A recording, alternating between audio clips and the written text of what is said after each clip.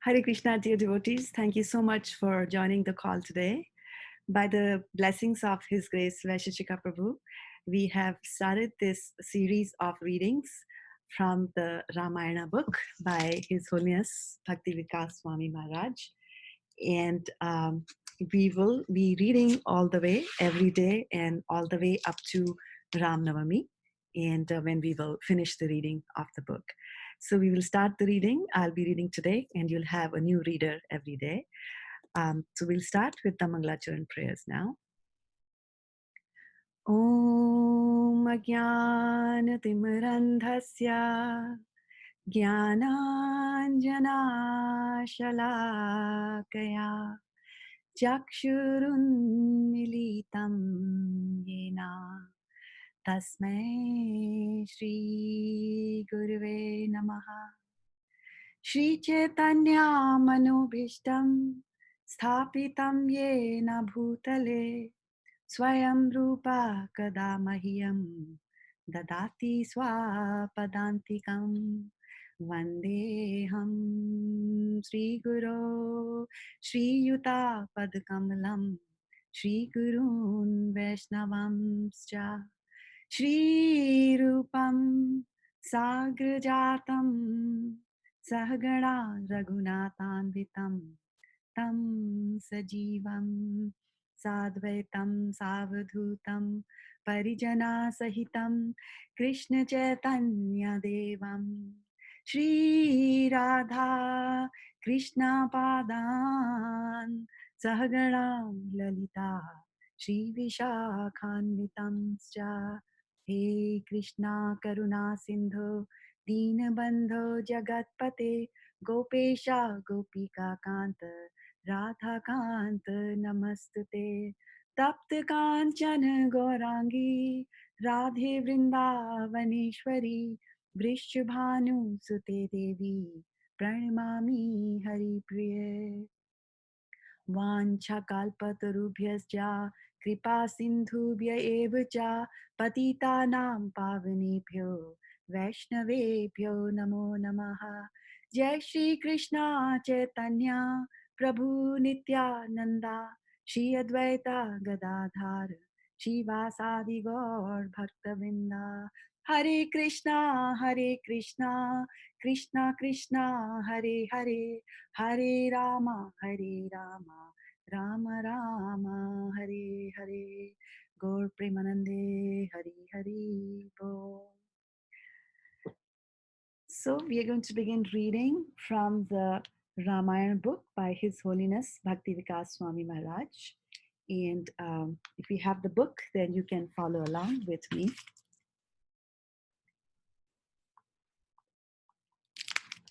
So I'll start with introduction.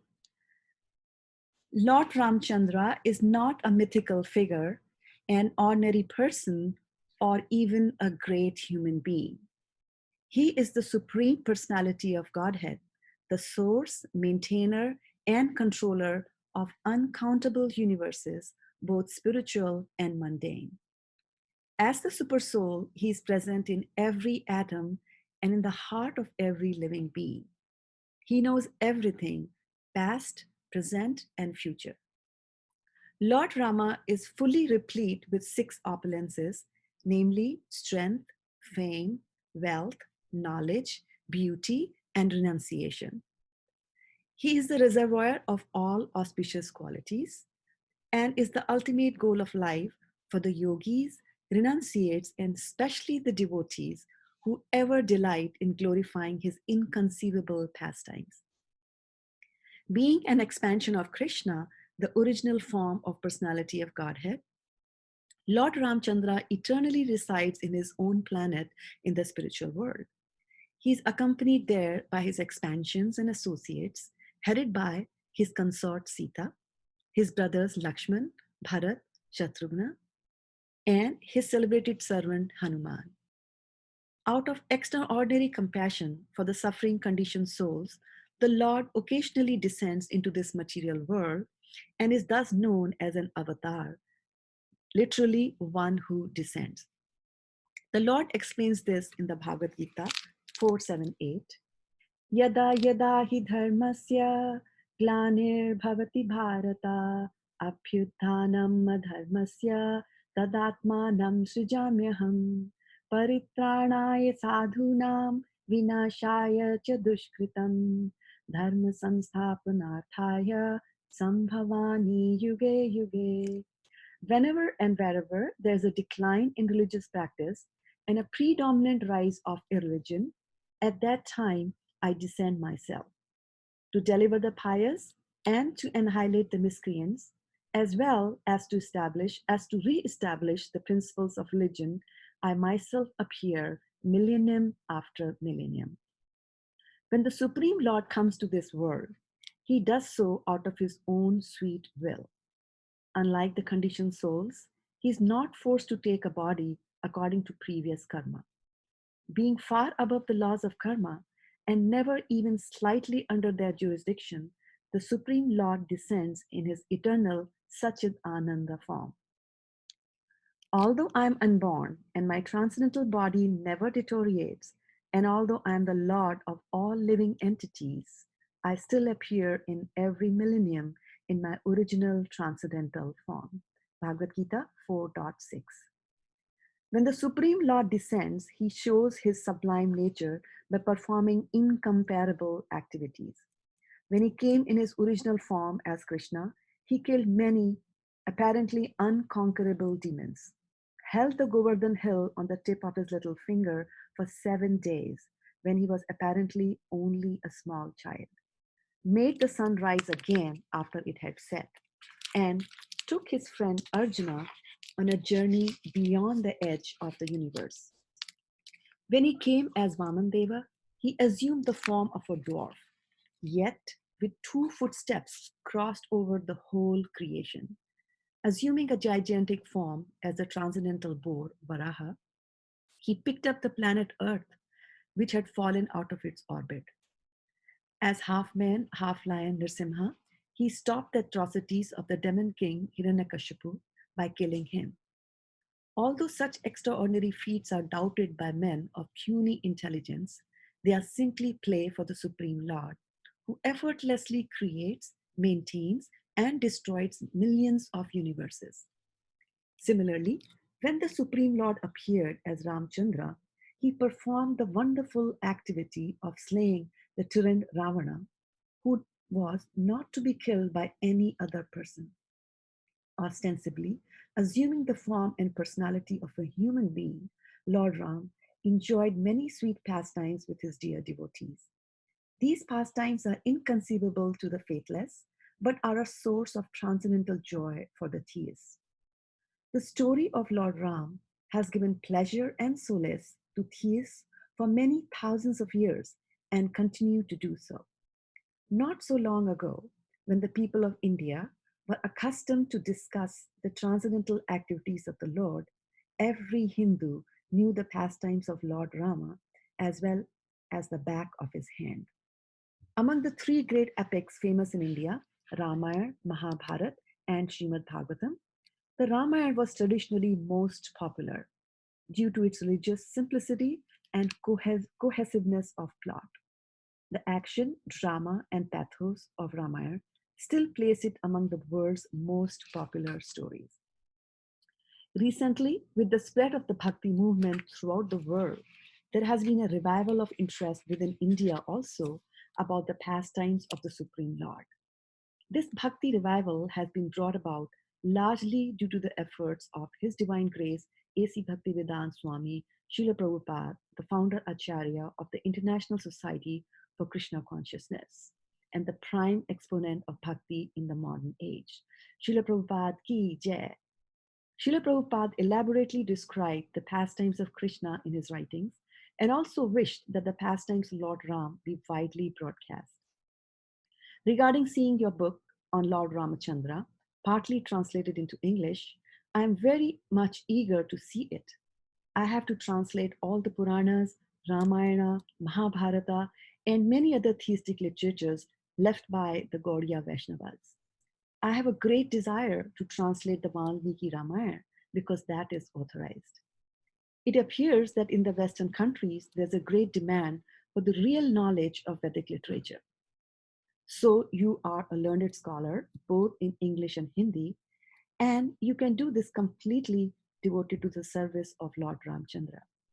Letter from Srila Prabhupada to Dinanath and Mishra, 26 July 1975. Ramayana was originally composed in Sanskrit by the great sage Valmiki, and later many versions were composed in the vernacular languages of India. Unfortunately, many of the translators and commentators did not come to pure devotional lineage of Valmiki and introduced many misconceptions and speculations about Lord Rama in their works. As a result, the pristine position of Lord Ram as a supreme absolute truth personality of Godhead remains hidden to the readers of such text. This present edition attempts to present the pastimes Lord Rama in their true glory. Although it is a summary study, nothing of the main body of the story has been left out. It is hoped that in the not too distant future, a devotional scholar will present a verse by verse translation of Valmiki Ramayana for the ever increasing number of devotees throughout the world. We pray that by the mercy of Srila Prabhupada, this edition of Ramayana will shower the highest fortune on its readers by awakening in their hearts loving feelings for the lotus feet of Lord Rama. We beg the devotees to bless us with their mercy so that we may also obtain such a benediction. Again, it must be emphasized that the reading of the Ramayana will give greatest benefit if taken not simply as an exciting story, but with understanding of the super mundane and eternally supreme position of Lord Rama. Those who read with this awareness will ultimately attain the greatest benediction of life, that of going back to Godhead. Jan karm cha me divyam evam yo veti tatvataha tvaktva deham punarjanma naiti mameti so Arjuna.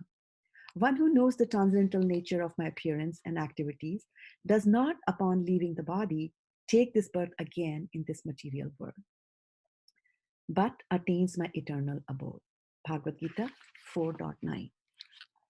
Lord Sri Ram, the absolute personality of Godhead, is attractive not only in his personal features, but also in his transcendental activities. It is so because the absolute is absolute by his name, form, pastimes, entourage, paraphernalia, etc. The Lord descends on this material world out of his causeless mercy and displays his various transcendental pastimes as a human being, so that human beings attracted towards him become able to go back to Godhead. Men are naturally apt to hear histories and narrations of various personalities performing mundane activities, without knowing that by such association one simply wastes valuable time and also becomes addicted to the three qualities of mundane nature. Instead of wasting time, one can get spiritual success by turning his attention to the transcendental pastimes of the Lord. By hearing the narration of the pastimes of the Lord, one contacts directly the personality of Godhead. And by hearing about the personality of Godhead from within, all accumulated sins of mundane creature are cleared. Thus, being cleared of all sins, the hearer gradually becomes liberated from mundane association and becomes attracted to the features of the Lord. The whole idea is that simply by hearing about the Lord's pastimes, one can become one of the associates of the Lord. One can attain to the highest perfection of life simply by attentive hearing of the transcendental pastimes of the Lord from the right sources. This process of hearing in the association of the devotees is specially recommended in this age of quarrel, Kali. Adapted from Srimad Bhagavatam 1.5.26, purport by His Divine Grace A.C. Bhaktivedanta Swami Prabhupada. And this introduction was by Bhakti Vikas Swami Maharaj. So for those of you who are joining us now, we are reading from the Ramayana by His Holiness Bhakti Vikas Swami Maharaj. And I'm starting from page number 1, which is Balkhanda. And before that, just a little note, and this is that this edition of Ramayana is based on the original text of Valmiki. The well-known descriptions of Lakshman Rekha, of the ascetic woman Shabri, tasting fruit before offering it to Ram, and of Lord Ram worshipping Lord Shiva are not included because they do not appear in the Valmiki Ramayana. Starting from Balkanda. Once, in a long time ago, there lived a great sage named Valmiki who was never so happy as when he was discussing the pastimes of the Supreme Personality of Godhead.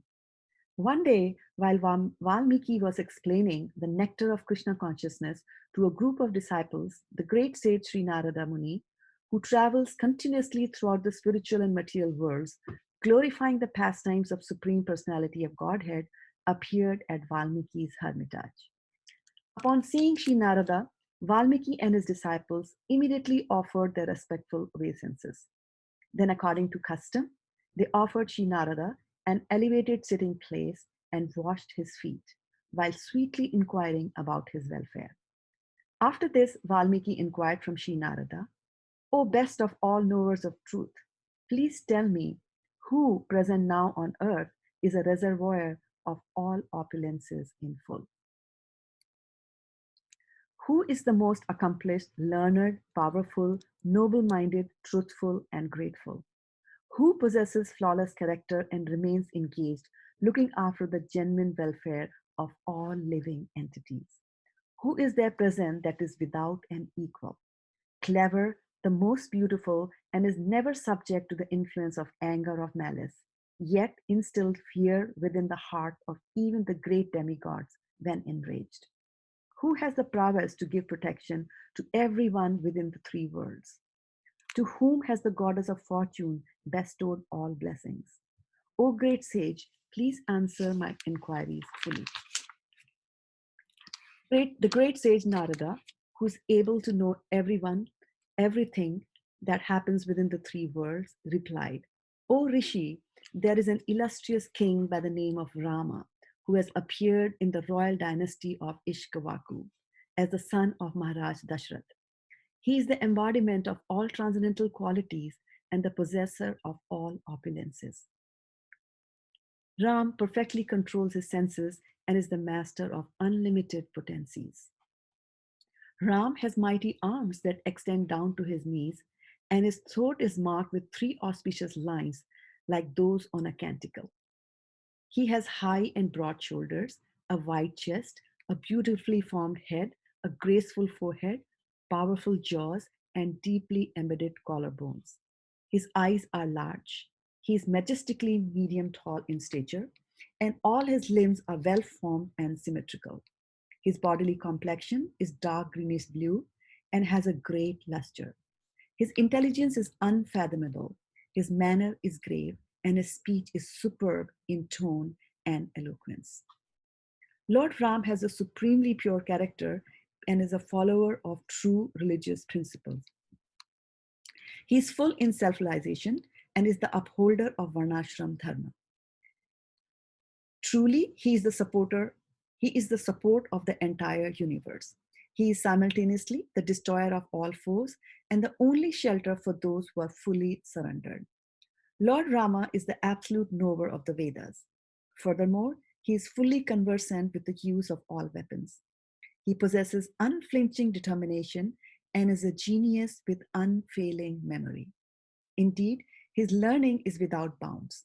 He is wise, compassionate, and heroic in battle. He is loved by all creatures and is impartial towards friends and foes alike. He is grave like an ocean. In fortitude, he is like the Himalaya mountains. In strength, he is like Lord Vishnu. In beauty, he is like the moon. In forbearance, he is like the earth. And in anger, he is like the fire that blazes forth at the time of universal destruction. In wealth, he is like Kuvera. And in devotion, he is like Dharma, the Lord of righteousness. Narada then briefly described to Valmiki the pastimes of Lord Ramchandra. He concluded by telling him that this same Lord Ram now rules over his subjects in a most righteous and exemplary manner. He explained that during the reign of Lord Ram, no one would suffer from any disease or mental disturbance. Everyone within Lord Ram's kingdom would be happy and prosperous, never fearing thieves, scarcity, or hunger. All the cities and villages would be filled with abundant grains, fruits, vegetables, and milk products. Indeed, the people would experience the same degree of piety and happiness that was exhibited during the Satyuga. There would be no natural disturbances like floods, earthquakes, or famine, and all the women would be chaste and never suffer widowhood. Lord Ramchandra will rule over the earth in this way for 11,000 years before returning to his supreme abode in the spiritual sky, Vaikuntha. After satisfying the inquiry of Valmiki Muni, which was for the benefit of the three worlds, Sri Narada again took up his travels, spreading the glories of the Supreme Lord. The sage Valmiki then journeyed to the banks of the river Tamasa, accompanied by his disciple Bharadwaj. At the river bank, Valmiki sat down to meditate upon the words of Sri Narada. Sitting within the forest, Valmiki happened to see a pair of cranes fully absorbed in sexual intercourse and singing in melodious jubilation. At that time, a malicious hunter of the Nishad race appeared from his hiding place and released an arrow that pierced the body of the male bird, causing it to fall, shrieking to the ground. Then, upon seeing her mate writhen upon the ground and smeared with blood, the she bird cried out in terror, having suddenly been cast down from the heights of sensual pleasure to the depths of despair. When Valmiki witnessed this tragic scene, feelings of great compassion welled up within his breast. Considering the Nishad's violent act to be extremely sinful, Valmiki became angry and cursed the hunter, saying, "O killer of birds, as punishment for your heartless murder of an innocent creature engaged in gratifying his mate, may you never find peace of mind for endless years." However, no sooner was this curse uttered than Valmiki felt a pang of shame for becoming a victim of uncontrolled anger. Indeed, as an enlightened soul, he knew that all living beings are acting helplessly under the influence of material nature. Thus, he regretted retaliating against the hunter.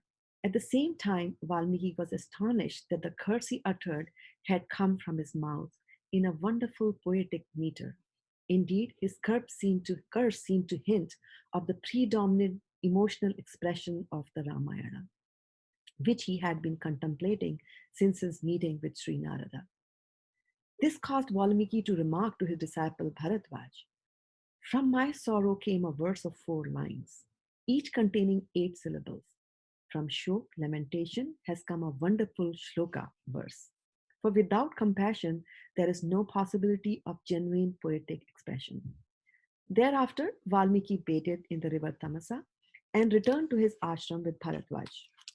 While continuing to meditate upon his curse of the hunter, he suddenly saw Lord Brahma descending from his abode, the topmost planet within the universe. Overwhelmed with wonder and jubilation, the speechless Valmiki stood up to receive the firstborn being of the universe. When Lord Brahma appeared before him, Valmiki offered his respectful obeisances and worshipped Lord Brahma with great awe and reverence. When Lord Brahma, the universal grandsire, who can understand the hearts of everyone, said, "O blessed sage, please do not grieve by thinking you have wrongly cursed the Nishad hunter. In truth, the words that you appear to utter in anger were my own. They were spoken through your mouth for the purpose of inspiring you to accomplish a great task. Indeed, the time has come for you to compose the history of Lord Ramchandra's life, great transcendental pastimes meant for the ultimate welfare of the world." Page number 6. My dear Valmiki, there is no cause for you to be anxious, for by the strength of my benediction, everything that is unknown to you will become clearly revealed within your heart. Thus, by my grace, your narration of the Ramayana will be faultless. After bestowing this benediction upon Valmiki, Lord Brahma departed for his abode upon his celestial swan carrier, filling all who beheld him with wonder. Valmiki then sat down in meditation to discover all the pastimes of Lord Ramchandra as indicated by Lord Brahma. Absorbed in a deep trance, Valmiki clearly envisioned within his heart all the events of Lord Ram's appearance. Valmiki then composed the Ramayana in 24,000 verses. After completing the epic poem, he wondered whom he could teach it to so that it would remain preserved in memory and propagated all over the world. While Valmiki was thus contemplating, his disciples Love and Kush, who were dressed as rishis, came before him and touched his feet, as was the daily custom. Sita had given birth to the twin brothers while in exile, and they had remained under Valmiki's care ever since. Sita forced, Sita's forced exile had come about when a citizen of Ayodhya doubted her chastity after being touched by the 10-headed monster Ravana. Thus, Lord Ramchandra was forced to banish her. Their two sons, Love and Kush, were gifted with fine memories and musical abilities. Moreover, they were well versed in the Vedas. Physically, the twins were exact replicas of their father, and musically, they were as talented as the heavenly Gandharvas. Thus, as Valmiki gazed fondly upon the twins, he realized that they were fully qualified to receive the Ramayana. Thereafter, Valmiki proceeded to teach Love and Kush the entire Ramayana with great care. The twins committed the entire text to memory. Following Valmiki's instruction, they chanted Lord Ramchandra's wonderful pastimes before great sages, learned Brahmanas, and other pious men, pure in heart. The learned Brahmanas experienced great transcendental pleasure in reciting the pastimes of Lord Ramchandra. Thus, the Brahmanas praised Love and Kush, rewarding them with many valuable gifts. From that day, Love and Kush began traveling all over the world, reciting the epic Ramayana.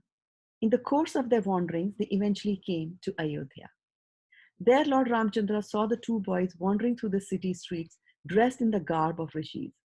Upon hearing the wide acclaim of their expert recitation of his transcendental pastimes, Lord Ram took great pleasure in inviting them to his palace to recite the Ramayana. Still, although they were his sons, he did not recognize them. After respectfully receiving the twin sages, the Lord invited them into his royal assembly. Lord Ram observed that the boys, though dressed as ascetic Brahmanas, had the features of Kshatriyas. Speaking to his brothers, Bharat, Lakshmana, and Shatrughna, Ram said, O best of King Raghu's dynasty, please listen to this wonderful narration. Although these two singers appear to be ascetic, they have the marks of great rulers. Listen to this story because it is full of literary beauty and has universal appeal. Page number 8. As Love and Kush began the narration of the beautiful epic poem, Ram and his brothers soon forgot everything else, becoming fully absorbed in hearing the Ramayana. The bonds of material existence can be completely cut by simply chanting and hearing the Lord's glories. The great tract of land known as Koshala extended along the banks of Saryu River. This land was verdant, prosperous, and rich in grain. Within this vast territory was the renowned city of Ayodhya, built by the desire of Vaivasvat Manu, the ruler of mankind. This glorious city was 96 miles long and 24 miles wide. It was well laid out, and its beautiful straight roads were perfumed with scented water sprayed from the trunks of intoxicated elephants. Every day, the damsels of the celestial planets hovered above it in their beautiful airplanes and showered it with flowers. The arched gateways of Ayodhya were made of marble, and the gates were wrought with gold and silver and embedded with precious jewels. Cannons and catapults capable of repulsing any enemy protected the city walls. The marketplaces were well planned, and seven-story houses symmetrically lined the streets. Adorned with multi-story palaces and surrounded with exquisite gardens, Ayodhya resounded with the vibrations of musical instruments, rivaling Amravati, the abode of the heavenly king Indra. Throughout the city, bards and singers recited the glories of the Supreme Personality of Godhead, and dancers acted out the Lord's pastimes for everyone's benefit. Within Ayodhya were many beautiful gardens, abounding with flowers and shaded by fruit trees. Blue, red, and golden lotuses filled the ponds, and fountains shot water high into the air. Gentle breezes carried the aromatic spray from the fountains, cooling the citizens by their touch and making even a hot summer day seem like spring. The sounds of cranes and peacocks could be heard everywhere. The water flowing through Ayodhya's streams and rivulets tasted as sweet as sugarcane sap, and it was used not only for drinking but for irrigating numerous mango orchards. Many houses and palaces, perfectly designed, were built of precious stones and decorated with flags and festoons. The beauty rivaled the palaces of Vaikuntha. Thousands of warriors protected the great city, skilled archers, well versed in the use of weapons, and chariot fighters who were able to fight with thousands of men at a time. The streets leading to Ayodhya were always filled with travelers. Kings and princes from all parts of the world came to render the annual tribute and pay respects to the king of Ayodhya. Traders from near and far flocked to the markets to barter. Brahmana priests could often be seen pouring ghee into sacrificial fires and chanting Vedic hymns proclaiming the glories of Lord Vishnu. Having mastered their senses and devoted themselves to truth, these Brahmanas were blessed with all good qualities. Maharaj Dashrath was the emperor of the entire world and was a great Rajashri and considered almost on the level of a Maharishi. He was a formidable warrior capable of fighting alone with an unlimited number of opponents. Page 10. Because he and his citizens were completely pious, Ayodhya was the picture of perfect Vedic civilization. Every imaginable opulence was exhibited in perfection, and material miseries coming from the results of sinful life were practically non existent. In Ayodhya, the four social orders, namely the Brahmanas, Kshatriyas, Vaishyas, and Shudras, participated cooperatively for the peace and prosperity of the kingdom. No one cheated and no one was miserly. Arrogance, atheism, and harsh behavior and speech were conspicuous by their absence. Harsh speech. Even though Maharaj Dashrath possessed such fantastic opulence and prestige, he remained unhappy. Try as he may, the king was unable to beget a son to continue his dynasty. Finally, after much deliberation, King Dashrath decided to perform a horse sacrifice for the purpose of getting a son. And there's a note there for horse sacrifice at the bottom of the page, and I'm going to read that now. Srila Prabhupada explains a Vedic sacrifice is not an ordinary performance. The demigods used to participate in such sacrifices, and the animals sacrificed in such performances were reincarnated with new life. In this age of Kali, there are no powerful Brahmanas who can invite demigods or give renewed life to animals. Formerly, the Brahmanas, well conversant in Vedic mantras, could show the potency of the mantras, but in this age, because there is no such Brahmanas, all such sacrifices are forbidden. So King Dashrath decided to perform a horse sacrifice for the purpose of getting a son. With this in mind, he sent his chief minister, Sumantra, to call for his family priests.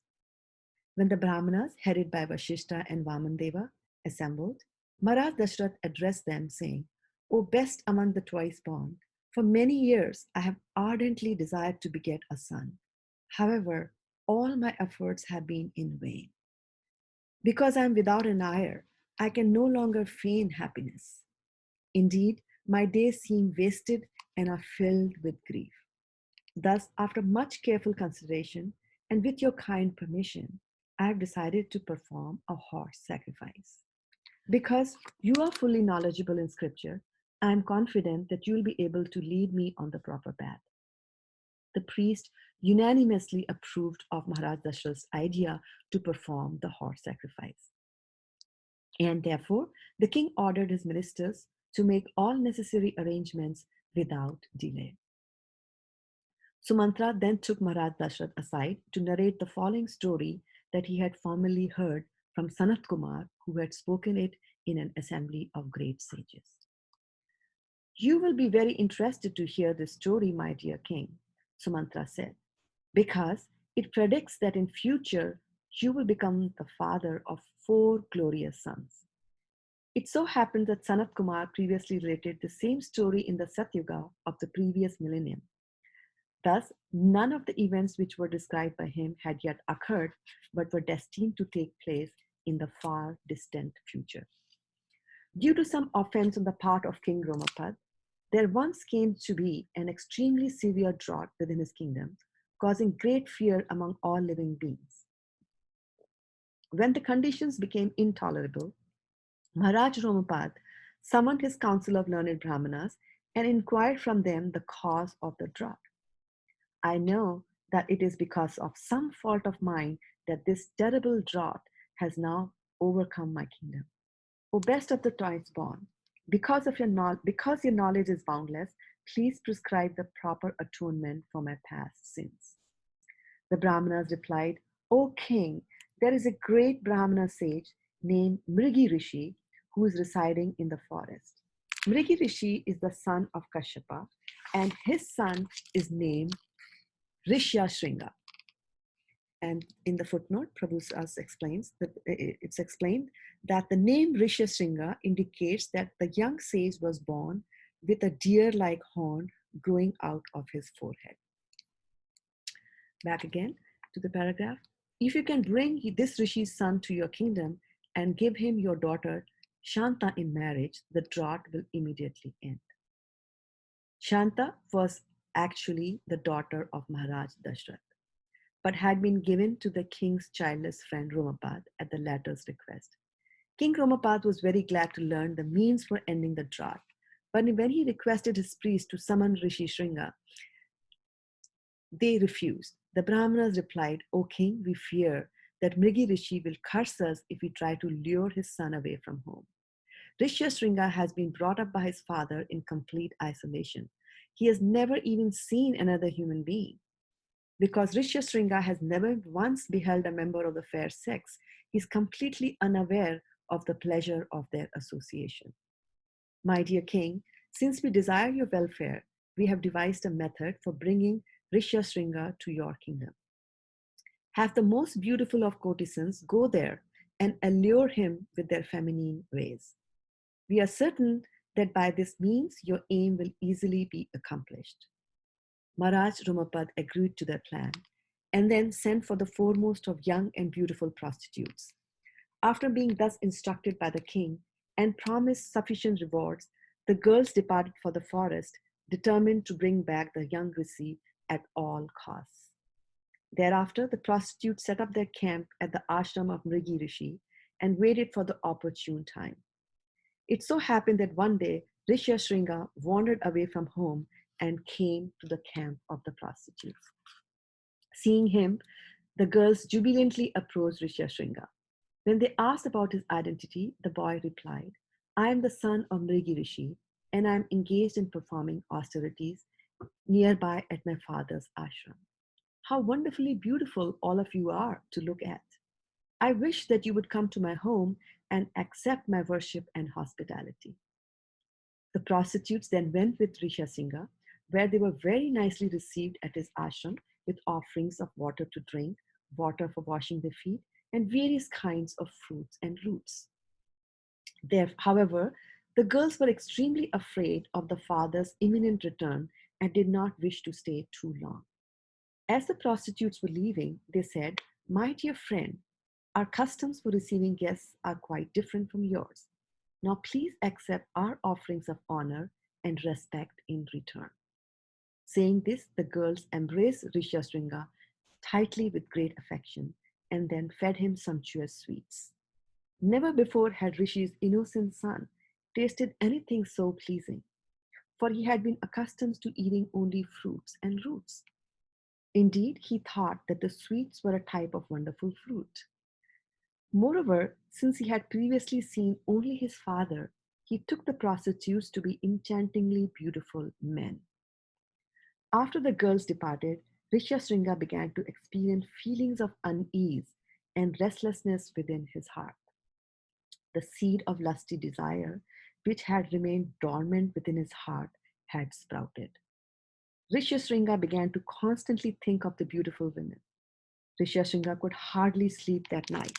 His mind and heart became overwhelmed with thoughts of their sweet speech and tender embraces. Page 14. Unable to think of anything else, the following day, Rishyasringa went to the prostitutes' camp. The girls received Rishyasringa with great delight and then explained, "This is not our real home. Please come aboard our magnificent floating hermitage and accompany us to a place where we will be able to entertain you in a much better fashion. We have many nice varieties of fruit and fruits, and we shall pass the time so enjoyably that you will hardly be able to perceive how time is passing." Being captivated at heart, Rishyasringa unhesitatingly accompanied the prostitutes. Thus the women allured him back to the capital of Romapad within the kingdom of Anga. Indeed, even as Rishyasringa was being carried down the Ganga, Indra began to send forth showers of rain, giving joy to all the living creatures. As soon as he understood that Rishyasringa had arrived, King Romapad came out from his palace and bowed down before the young Rishi. Then, after worshipping Rishyasringa with great attention, Romapad escorted him into the inner apartments of his palace, where he presented his daughter to the Rishi in charity. When he could understand that Rishyasringa was fully satisfied, Maharaj Romapad begged from him the benediction that neither he nor his father would show their wrath towards him because of the duplicitous manner in which he had allured Rishyasringa away from home. Rishyasringa gave the king his assurance, and thereafter the marriage between him and Shanta was celebrated with great festivity. After the wedding, the newly married couple continued to live in Maharaj Romapad's palace and thus passed their days happily in royal comfort. Sumantra concluded his narration to Maharaj Dashrath. "O king, Sanat Kumar predicted that you would take help from your friend Romapad by requesting him to allow Rishyasringa to come to the kingdom of Koshal and perform a horse sacrifice. It was further indicated that after the performance of the horse sacrifice, you would gain the fulfillment of your desires by receiving 4 incomparable sons." Maharaj Dashrath was very pleased to hear this story from Sumantra. Then, without delay, he went with his retinue to the kingdom of Anga. There, he was received by Maharaj Romapad with great respect, and at that time, the king of Anga informed Rishyasringa that Dashrath was his real father-in-law. After enjoying Romapad's hospitality for about 1 week, Maharaj Dashrath addressed his friend as follows. "For a long time, I have been morose on account of not having a son to perpetuate my illustrious dynasty. Now, I beg you to allow Rishyasringa to come to Ayodhya to perform a horse sacrifice on my behalf." Romapad happily agreed, and Maharaj Dashrath soon returned to his capital with Rishyasringa and Shanta. Then, when spring arrived, Maharaj Dashrath humbly approached Rishyasringa, begging him for instructions regarding the performance of the horse sacrifice. Thus, preparations for the sacrifice commenced, and a site was selected on the northern part of the river Sarayu. The system was for an emperor to send a challenge horse all over the world to establish his supremacy over subordinate kings. The horse would be accompanied by soldiers of the emperor, and upon its arrival in a kingdom, the local king would either have to offer tribute to the emperor's representatives or fight to capture the horse. Page 16. Any ruling prince or king was at liberty either to express his tacit willingness to obey the emperor or to accept the challenge and thus disobey the supremacy of the particular emperor. One who accepted the challenge had to fight with the king's men and establish his own supremacy by victory. The defeated challenger would have to sacrifice his life, making place for another king or ruler. Only when the horse returned after touring the world would no more challengers left could a horse sacrifice begin. Understanding that King Janaka would be the future father-in-law of his sons, Maharaj Dashrath sent him the first invitation. Likewise, other subordinate kings were requested to attend the sacrifice. After 1 full year, the challenge horse returned to Ayodhya, having wandered all over the earth under the protection of 400 princes. Only then could the sacrifice begin. After the preliminary rites had been performed, Maharaj Dashrath's eldest queen Kaushalya circumambulated the challenge horse, which was tied to one of the sacrificial stakes. Then, with strokes of a sword, she severed the horse's head as prescribed by scriptural injunctions. Thereafter, Rishyasringa offered the fat of the dead horse into the sacrificial fire. Maharaj Dasharat was directed to inhale the fumes to free him from all sins. Then the assisting priest offered the limbs of the horse into the sacrificial fire, bringing the 3-day sacrifice to an end. Maharaj Dashrath then gave away the 4 directions of the earth in charity to the 4 chief priests. The Brahmanas returned the gifts, however, saying, "O king, we are devoted to Vedic study and the performance of austerities, and have no interest in ruling over the kingdom. Therefore, please give us other gifts like cows and gold." Rishyasringa then approached Maharaj Dashrath, saying, "My dear king, you will surely receive 4 glorious sons. However, I propose that a separate sacrifice known as Putrishti be performed for that purpose." Maharaj Dashrath readily assented, and soon the sacrifice was begun. Meanwhile, in the higher planets, the chief of demigods approached Lord Brahma and exclaimed, "O grandsire, because of your benediction, Ravana has become so powerful that he is harassing everyone at will. Even we cannot subdue the wicked Ravana. Therefore, we request you to personally devise the means for his destruction." Lord Brahma considered the situation and then replied, "At the time of asking for benedictions, Ravana did not bother to ask for immunity from the death at the hands of human beings, for he considered them to be too insignificant." While Brahma was thinking how Ravana could be killed, Lord Vishnu suddenly appeared, riding on his carrier Garuda. And as effulgent as many suns, Lord Vishnu appeared in his 4-armed form, dressed in bright saffron garment and carrying his disc, conch, club, and lotus flower. The demigods worshipped the Supreme Lord with great reverence and then requested, "O Master of the universe, please come to our rescue by dividing yourself into 4, becoming the sons of Maharaj Dashrath for the purpose of killing Ravana." Lord Vishnu replied, "Rest assured, there is no longer any need to be afraid. I will soon incarnate to rule over the earth for 11,000 years after vanquishing your enemy, the king of the Rakshasas." After saying this, Lord Vishnu disappeared as the demigods looked on with wonder. Meanwhile, from the sacrificial fire of Maharaj Dashrath, there appeared an exceptional being of dark complexion with all auspicious bodily features. This personality appeared to be unlimitedly powerful.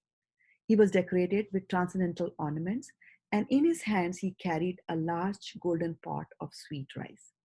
That divine person then told Maharaj Dashrath, "I am a messenger of Lord Vishnu." With folded hands, the king replied, "O Vishnu Dut, please order me to perform whatever service I can render." The servant of Lord Vishnu said, "This pot of sweet rice is the reward for you for your 2 sacrificial performances. Give portions to your 3 wives to eat. Through them you shall beget 4 sons who will forever perpetuate your fame." Maharaj Dashrath happily accepted the sweet rice and circumambulated the Vishnu Duta. After Lord Vishnu's messenger disappeared from view, Maharaj Dashrath quickly gave portions of the sweet rice to his wives, for he was eager to have sons.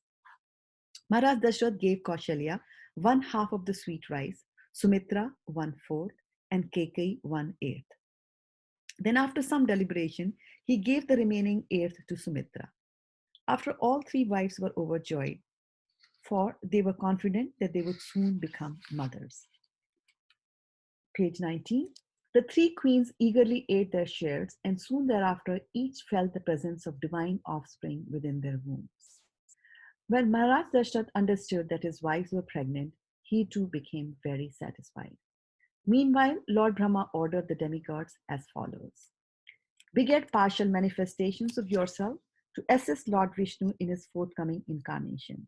The children which you produce in the form of monkeys, by uniting with apsaras, she-monkeys, and female yakshas, nagas, vidyadharas, and other celestial beings, must be capable of assuming any form at will and must possess all other mystic powers. In addition, they must be very intelligent, highly skilled in the use of weapons, having prowess almost equal to Lord Vishnu, and possess ethereal bodies. Page 20. After receiving the order of Lord Brahma, Indra begot Vali, Surya begot Sugriv, Brihaspati begot Tara, Kuvera begot Gandhamada, Vishwakarma begot Nala, Varuna begot Sushena, and Vayu begot Hanuman. Besides these principal monkeys, many thousands of others took birth to assist Lord Vishnu in his mission. All of them were gigantic like mountains and were very eager to fight with Ravana.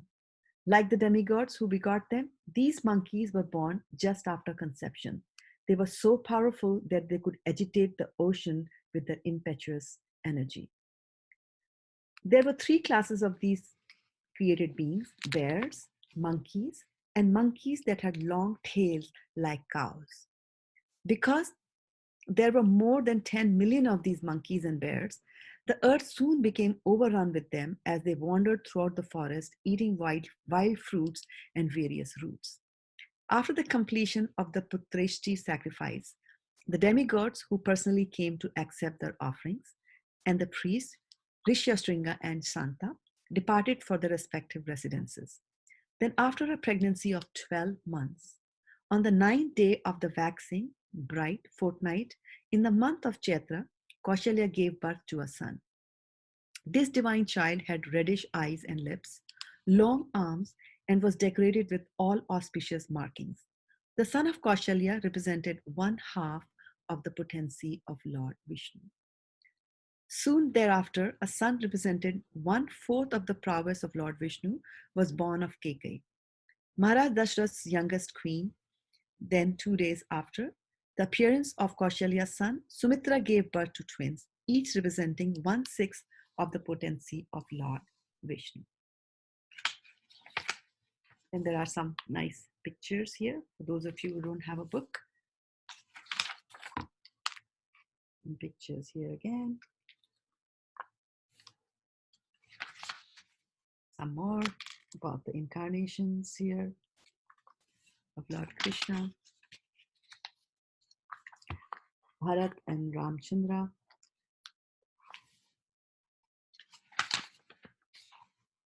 And Ram Sita here. Hanuman, of course, coming up here next.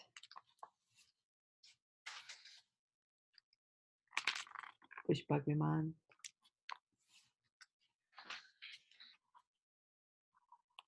The coronation of Lord Ramchandra. And Krishna proving her chastity. So now moving to page number 21.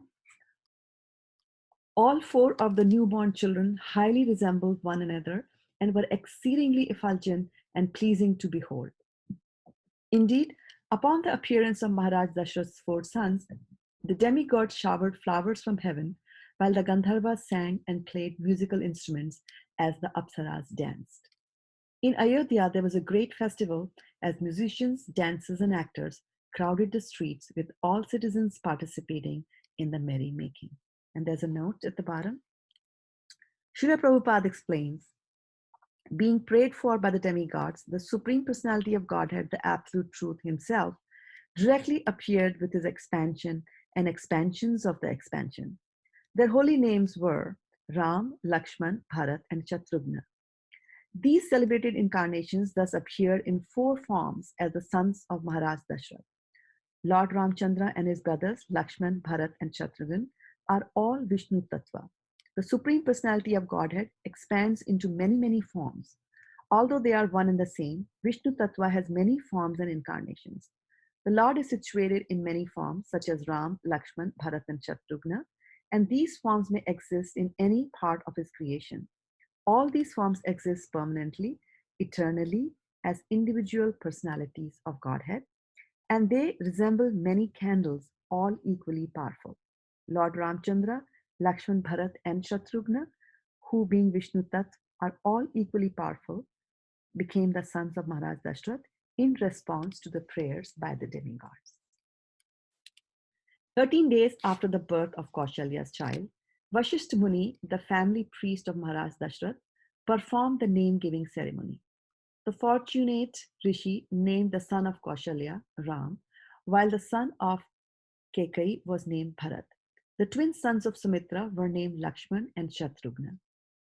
Thereafter, Vashishta took charge of performing all the purificatory rituals for the sons of Maharaj Dashrath, culminating with the sacred thread ceremony.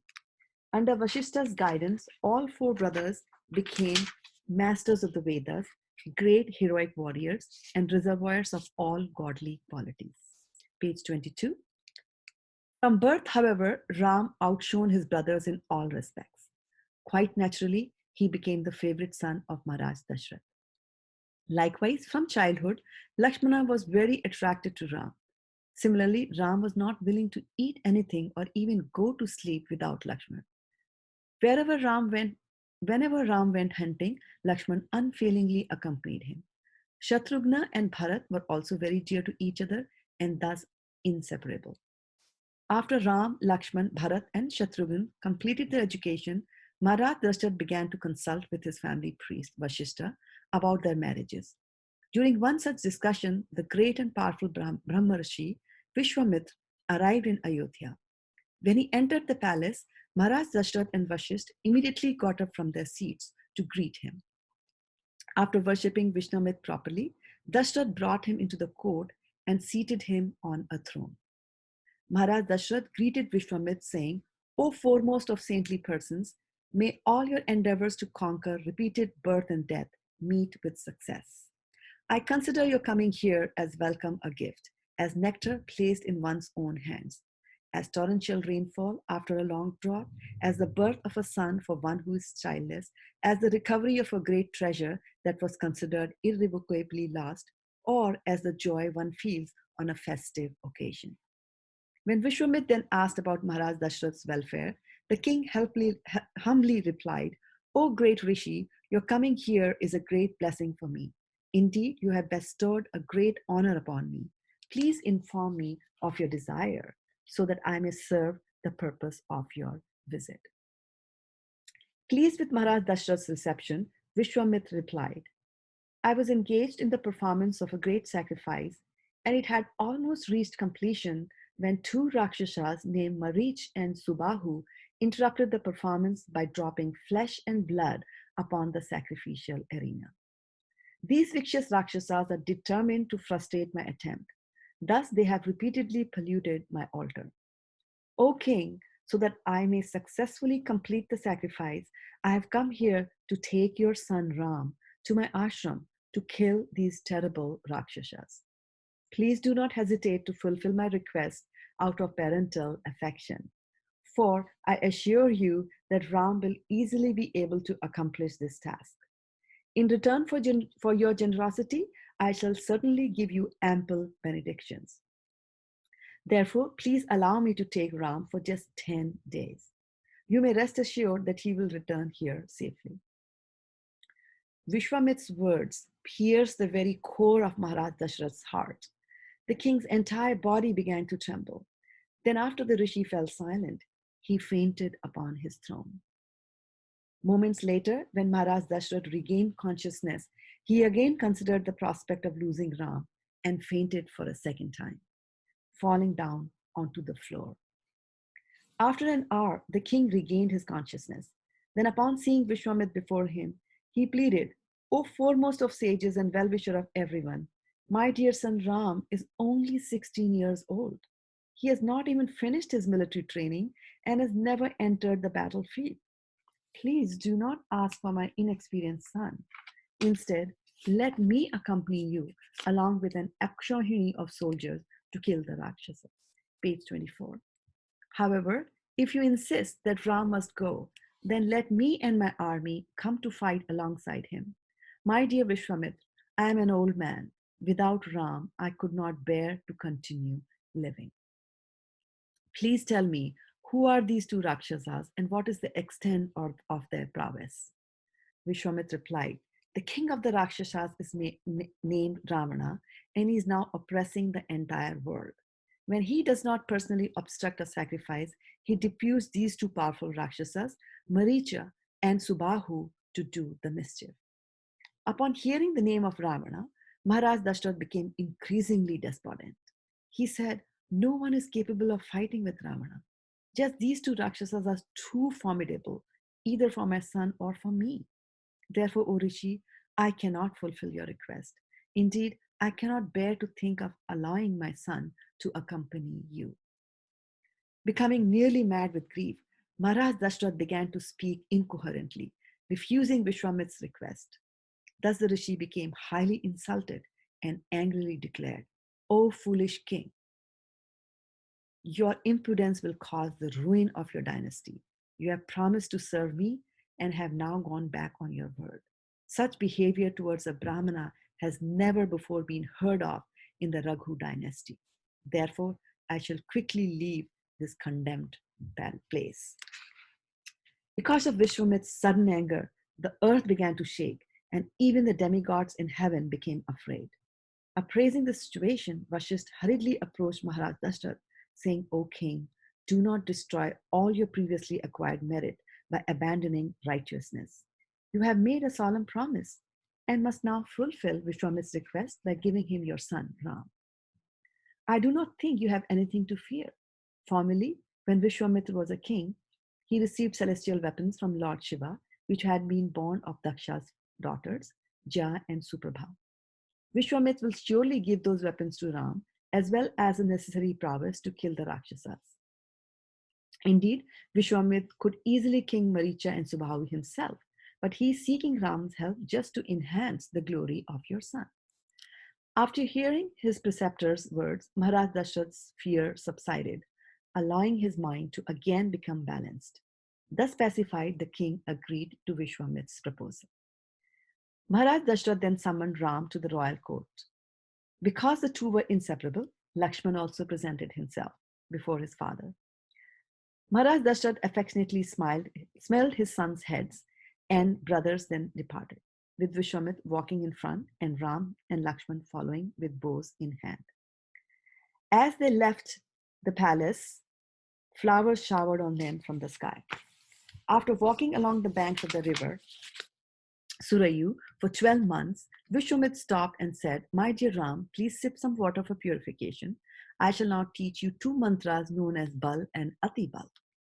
After learning them, you will become freed from the influence of fatigue and old age, and also gain incomparable wisdom and strength. Although I know that these qualities already exist in you, I still want to impart these mantras unto you for your benefit." After receiving the mantras, Lord Ram shone with the brilliance of 1,000 suns. The three then spent the night happily on the banks of the Saryu and the Ganga. Upon seeing an ashram of rishis situated there, Ram inquired about its history. Vishwamitra then replied, "This is the very place where Lord Shiva burned Cupid to ashes after the god of love tried to disturb his deep meditation." The next morning, Vishwamitra and two brothers crossed the Ganga while in midstream. Ram could hear the loud sound of cascading water, although there seemed no apparent reason for this sound.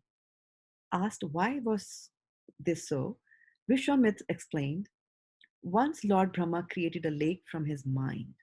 That reservoir of water became known as Manasa Sarovar. The river Saryu flows from that lake, and the sound you hear is the water coming down from the Manasa Sarovar and joining with the Ganga. O Ram, you should offer your prayers and obeisances at this sacred place."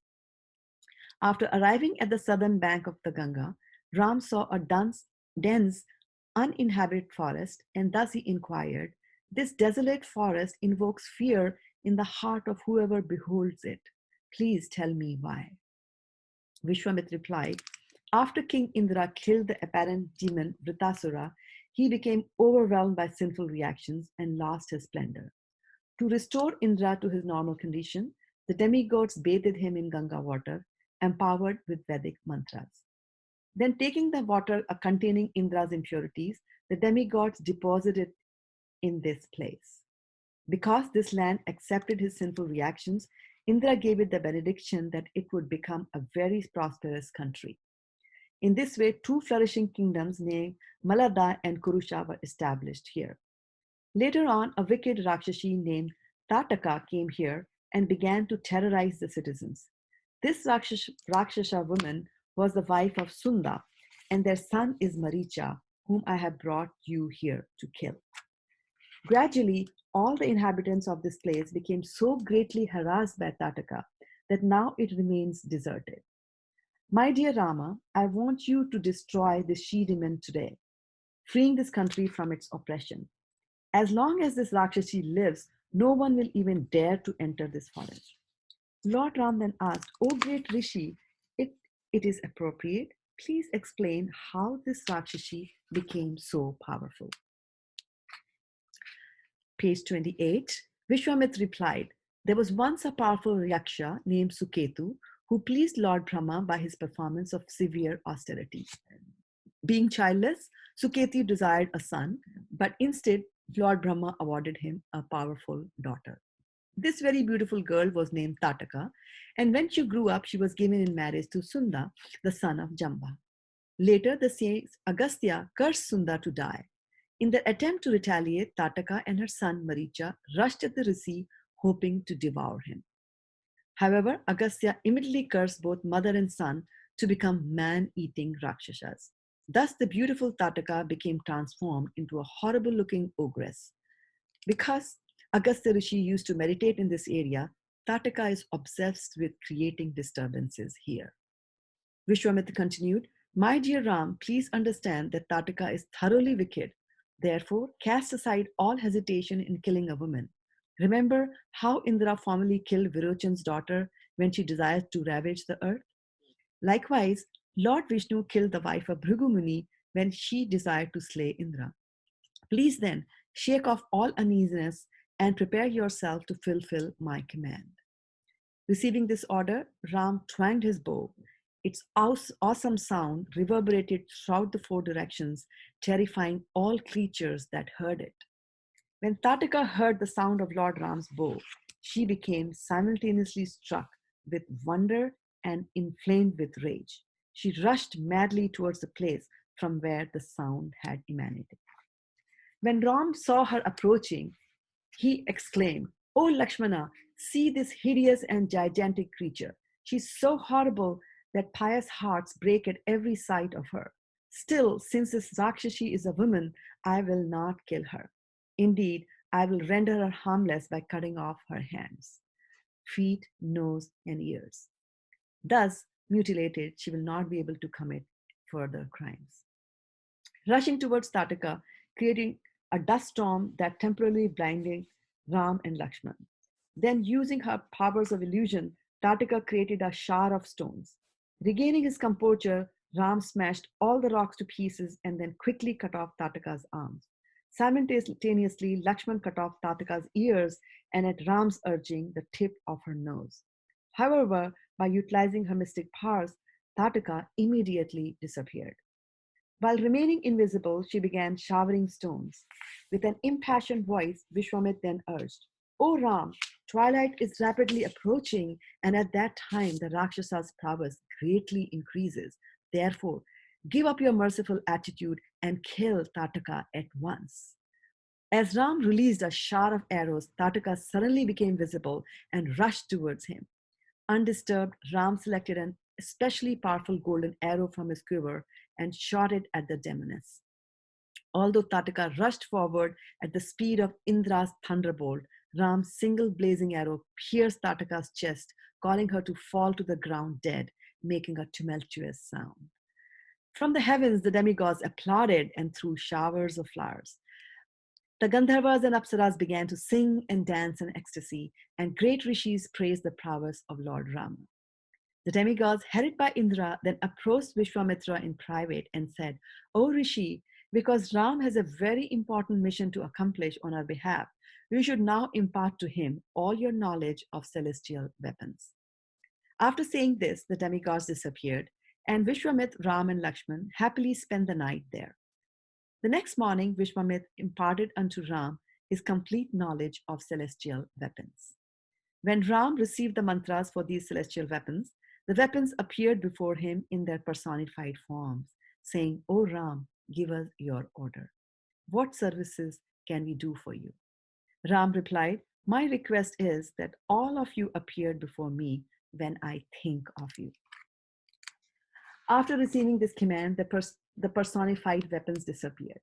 Vishwamitra, Ram, and Lakshman continued on their journey. Later in the day, as the party approached Vishwamitra's ashram, known as Siddhashram, Ram inquired from the rishi about the history of that holy place. Vishwamitra then explained Siddhashram was formerly the abode of Lord Vaman, who dwelt there for many hundreds of millenniums. Once the demigod came to see Lord Vamana, requested him to approach Bali Maharaj, who was engaged in performing sacrifices. Since the king of the demons had conquered the entire three worlds, the demigods petitioned Lord Vamana to take away his kingdom by begging.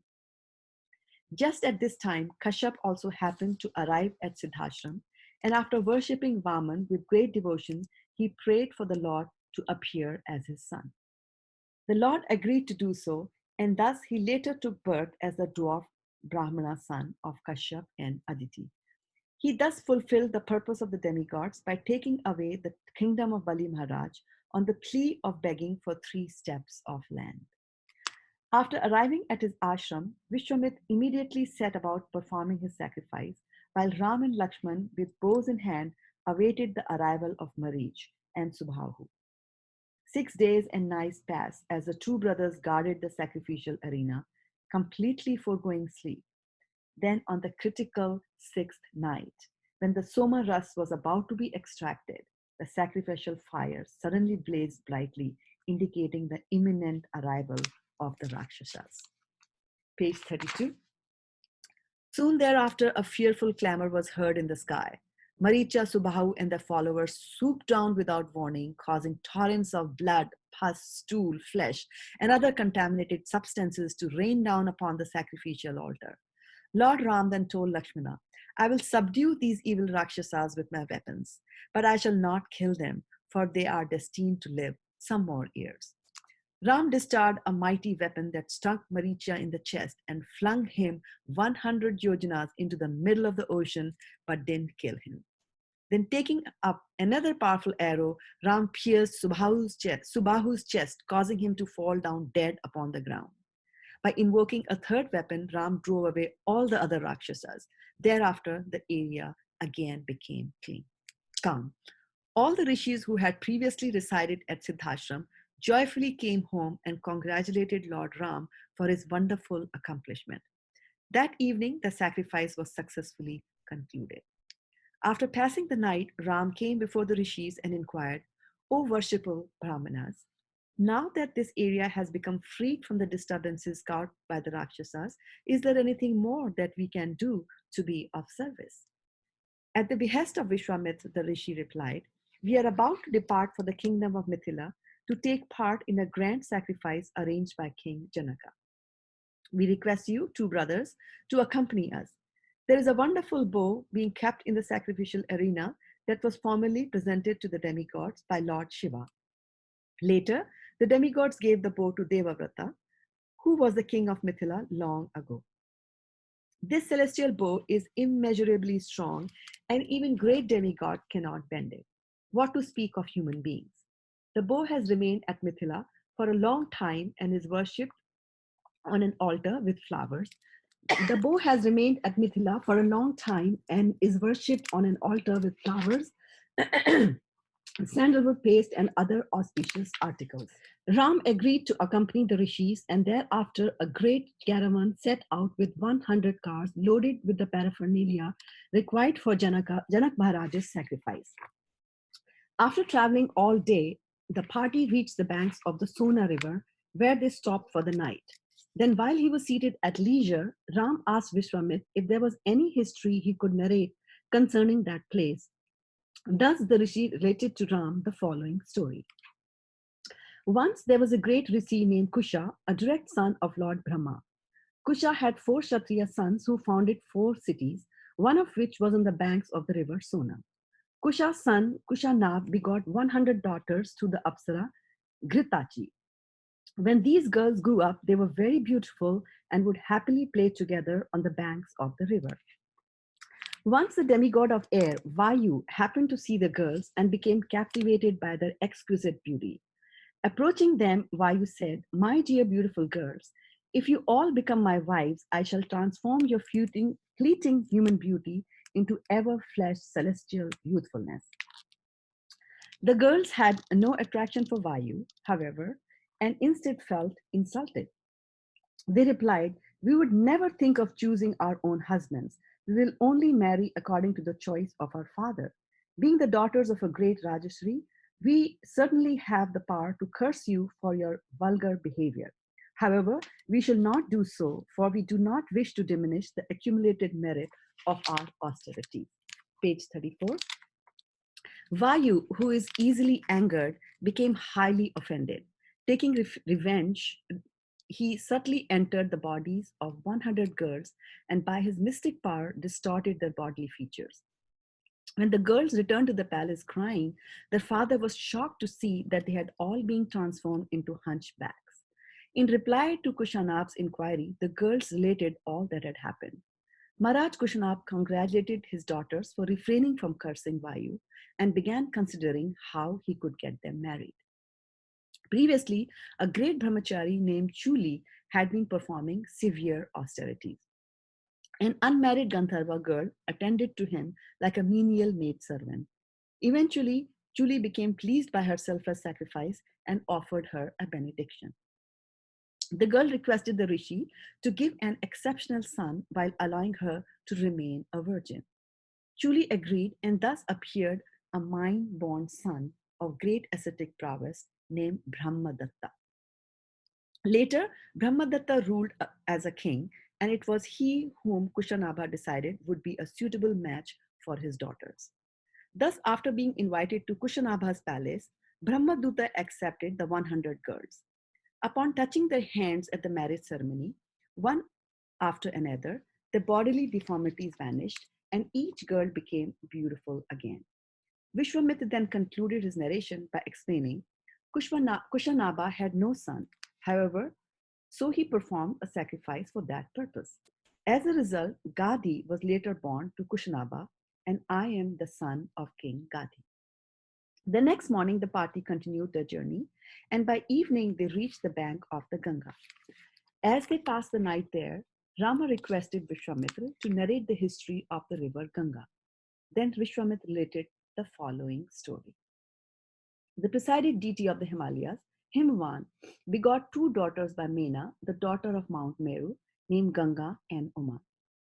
Once upon a time, Lord Brahma approached Himvan and requested him to allow the demigods to adopt Ganga for future welfare of the universe.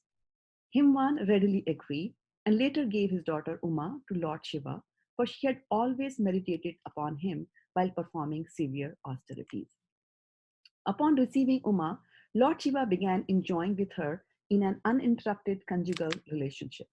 However, even after passing 100 celestial years in conjugal embrace, no offspring came from their combination. At this time, the demigods approached Lord Shiva and begged, "Please desist from your sexual activities, O Lord, for we fear that the offspring produced will be too powerful for the universe to bear. Instead, we humbly request you to restrain yourself and practice austerities and meditation."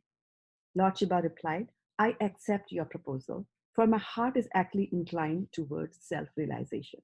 However, since my semen has already become unseated from my heart, it will have to be received somewhere else." The demigods then suggested, "Let the earth, which can bear any amount of burden, receive your seed."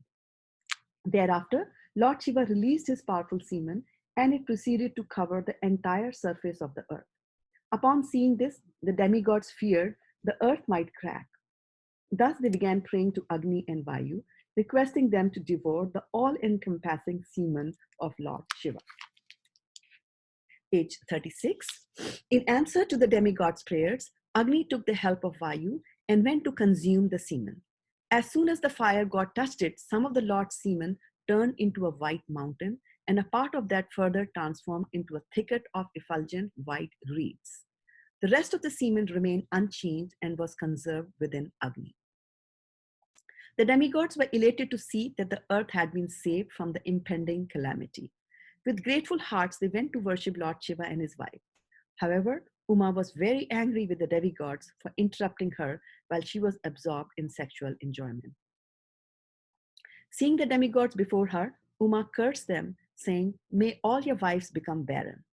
Likewise, let the earth not only remain childless, but also come to have an uneven surface and be ruled over by numerous kings." Thereafter, Lord Shiva and Parvati retired to the northern Himalayas to perform austerities. Sometime later, when the demigods were being harassed by the demons, they approached Lord Brahma, hoping to acquire a formidable military commander.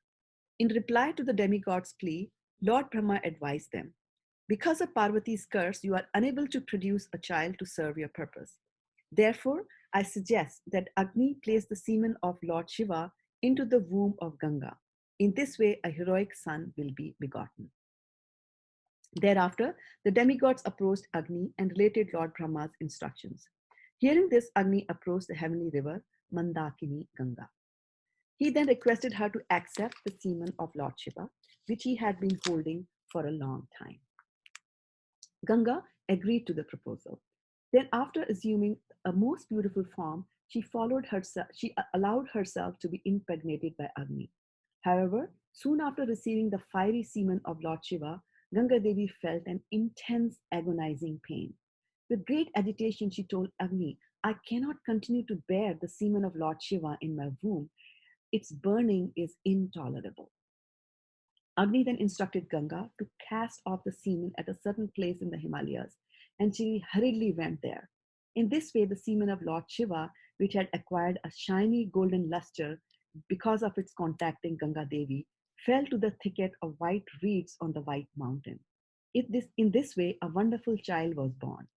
Other portions of the semen that fell upon the earth transformed into gold and silver mines. Indeed, because of the fierce energy of Lord Shiva's semen, mines of copper and iron were created in distant places. After the birth of the child, the demigods brought 6 goddesses called the Kritikas to nurse him. They assured the women that the baby would come to be known as their son. For this reason, the child became known as Kartikeya. The boy was also called Skanda, which means to flow, because he had fallen from the womb of Ganga. Because he saw 6 mothers before him, the baby assumed 6 faces to suck breast milk from all of them. Skanda was so strong that when he was only 1 day old, he killed many fierce demons as the commander-in-chief of the demigods. Vishwamit then related to Lord Ram the story of King Sagar, who long ago ruled the world from his capital, Ayodhya. Because Maharaj Sagar was unable to beget a son, he, along with his 2 wives, went to the Himalayas to perform austerities. Page 38. After some time, the king was benedicted by the great Rishi Bhrigu with the boon that he would receive a son by 1 wife, who would become the perpetuator of his dynasty, while his other wife would give birth to 60,000 more sons. Hearing this, the 2 queens questioned Bhrigumani who would receive the 1 son and who would receive the 60,000 sons. Bhrigu replied that the decision would be left to them. That thus, Keshini, the elder queen, chose to have a single son who would perpetuate the Ishwaku line. Sumati, the sister of Garuda, chose to have 60,000 sons. Maharaj Sagar returned home, and in due course, a son was born to Keshini and given the name Asamanjasa. Sumati, however, gave birth to a lump of flesh shaped like a bitter melon. Shortly thereafter, when the lump was opened up, 60,000 embryonic sons emerged. They were immediately placed in jars of ghee by the nurses until they could complete their development. Later, when these 60,000 sons began growing up, the cruel elder stepbrother, Asmanjasa, began to throw them into the river Sarayu, laughing with great pleasure to see them drown. Being very grieved due to the vicious behavior of his son, Maharaj Sagar finally decided to exile Asmanjasa from his kingdom, although he kept the son of Asmanjasa, Amsuman, who was loved by all the subjects. After some time, Maharaj Sagar inaugurated the performance of a horse sacrifice, with Amsuman protecting the challenge horse as it wandered over the earth. However, during the performance of the sacrifice, King Indra appeared in the guise of a Rakshasa and stole the horse from the sacrificial arena. The priest fervently urged Maharaj Sagar to recover the horse at all cost, He warned that if the sacrifice remained incomplete, it would be most inauspicious. Maharaj Sagar then ordered his 60,000 sons to search the entire earth for the horse, allotting each one of them one square yojana. He further instructed his sons that if the horse could not be found elsewhere, they should look below the earth. Thus, as Maharaj Sagar and his grandson Ansuman waited for the sacrificial arena, they waited at the sacrificial arena, the 60,000 princes searched the entire earth. When they were unable to find the horse anywhere, the sons of Sagar began digging into the earth.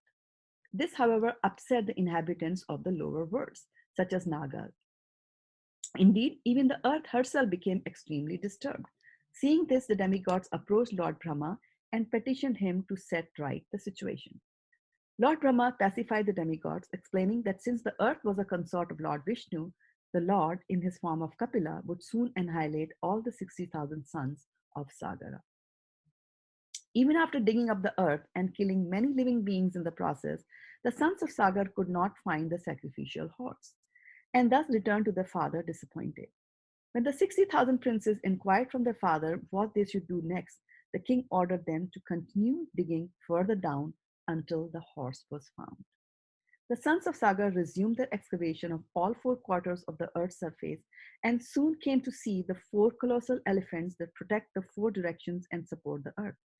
These gigantic elephants support the entire weight of the earth upon their backs, and when, due to exhaustion, they sometimes shake their heads for relief, it creates earthquakes. Finally, page 40. After penetrating the earth all the way down to Rasatal, the sons of Sagar came upon Lord Kapila sitting in meditation, while nearby the sacrificial horse stood grazing peacefully. Sagar's son assumed Kapila to be the thief. Thus, they angrily took up the digging implements and rushed to kill him. Seeing that act of aggression, Kapila became angry. Then, simply by uttering the mantra, he reduced the 60,000 sons of Sagar to ashes. After a long time, when his sons had not returned, Maharaj Sagar sent his grandson Amshuman to search for his 60,000 sons and the sacrificial horse. By following the path his uncles had taken, Amshuman came to the passage excavated by them. After entering the earth, Anshuman came upon the great elephants and inquired from them about the whereabouts of his uncles. In reply, the elephants assured him that by continuing down the passage, he would soon come to know everything. At last, Ansuman reached the place where the ashes of the sons of Sagar lay. Seeing this, he became overwhelmed with grief. Anshuman found the sacrificial horse nearby and decided to first offer water for the departed souls of his uncles before returning to his grandfather. Unfortunately, there was no water to be found in that place. While Anshuman was thinking what to do, Garuda suddenly appeared and said, "My dear Anshuman, do not grieve for your uncles. Their deaths are ultimately meant for achieving a glorious purpose. The sons of King Sagar will be instrumental in bringing the sacred river Ganga down to the earth for the welfare of all people. Your uncles were burned to ashes by the great sage Kapila. When their remains were washed over by the waters of the Ganga, they will attain a heavenly destination. Now take the sacrificial horse and return to your grandfather so that the sacrifice can be completed." With the return of the sacrificial horse, Maharaj Sagar successfully concluded the sacrifice. After hearing from Anshuman the prophetic words of Garuda, the king became absorbed in trying to formulate the means to make the Ganga descend to the earth. However, Maharaj Sagar passed away before achieving that goal. After the death of his grandfather, Anshuman ruled the kingdom for some time. He later gave the throne to his son Dilipa and retired to the forest to perform austerities, hoping to induce Ganga to descend to earth.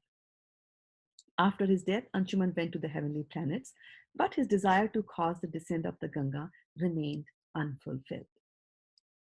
After the death of his grandfather, Dilip also sought to bring Ganga to earth, but he too died before his desire was fulfilled. Dilip's son Bhagirath then inherited the kingdom and likewise desired to perform austerities to cause Ganga to descend. Since he had no son, Bhagirath entrusted the rule of the kingdom to his ministers and retired to the forest.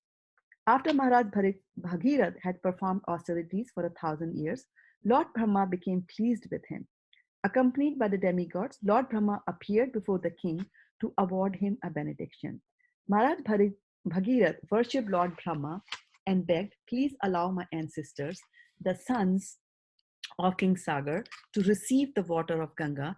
In addition, kindly benedict me to have a son." Lord Brahma replied, "I agree to award you these benedictions. However, the earth is incapable of bearing the weight of Ganga's descent. You should request Lord Shiva to absorb the impact of the falling water, for only he is powerful enough to do so." Determined to gain Lord Shiva's favor, Maharaj Bhagirath began performing severe austerities. He stood motionless on the tip of a single toe for 1 year. At that time, Lord Shiva was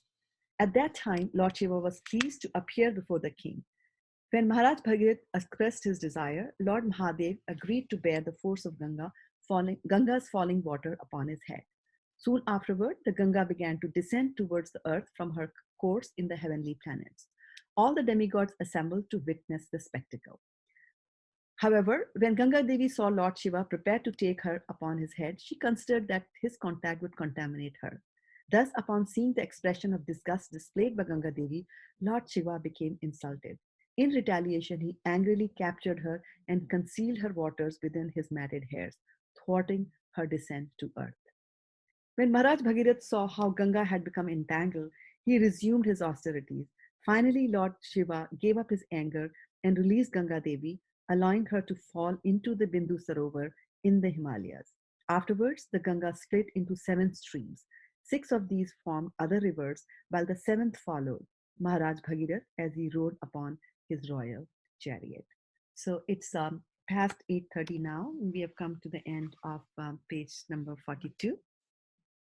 So I wanted to thank you all who have come to attend this nice reading of Ramayana, and I also wanted to especially thank Gandharvika Mataji for organizing this reading session and for giving me this opportunity to read. We will continue again tomorrow, and the time and the speaker will be announced by Gandharvika Mataji on the email, so stay tuned for those announcements. And I'm going to end this session now but before that, I like to hear Hari Bol from all of you, and I'm going to unmute that for those purposes. So let me just do that here.